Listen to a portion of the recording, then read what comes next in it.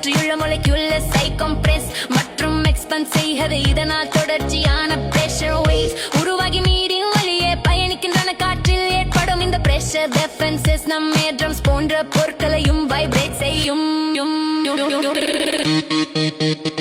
இப்போது மைக்ரோஃபோனின் ஸ்ட்ரக்சர் ஐ பார்ப்போம் இது முக்கிய பகுதி sound reception and conversion unit இது 3 முக்கிய பாகங்களை கொண்டது ஒரு மேக்னெட் ஒரு கோயில் மற்றும் கோயிலுடன் இணைக்கப்பட்ட ஒரு diaphragm சவுண்ட் காற்றின் வழியே வரும்போது பிரஷர் ஏற்படும் மாற்றங்கள் diaphragm